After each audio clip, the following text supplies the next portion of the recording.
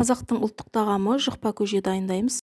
Жылы суға тұз салып, араластырып, ертіп алып, ұнға тұзды суды құйып, орташа жұмсақ қамыр илейміз.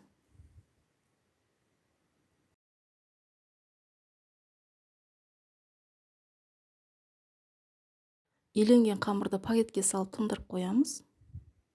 Құртқа ыстық суды құйып, жібітіп, езіп аламыз. Таза құрт болғаны дұрыс. Пиязды екіге бөліп, ұзыншалап, жіңішкелеп турап, майға қызартып, қуырып аламыз.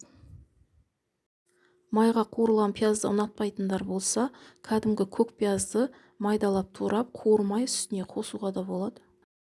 Июі қанған қамырды жұқа етіп, жайып, өте жұқа етіп жаймай-ақ, орташа жұқа етіп жаямыз.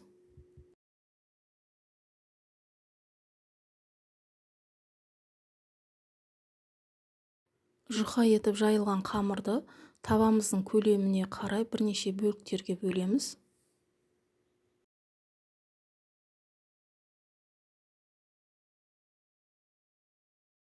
Табаны кішкене қыздырып, қамырды бір-бірінің үстіне қойып, аударып отырып пісіріп аламыз.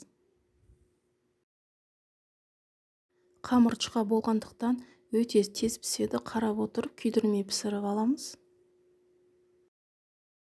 Қамырдың бәрін салмай, 2-3-ке бөліп пісіріп аламын.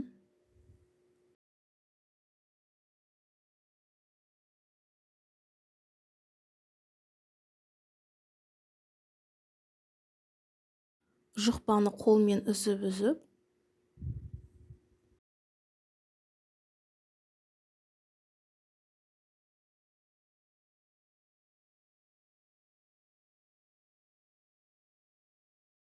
жұқпаның үстіне қайнаған суды құйып,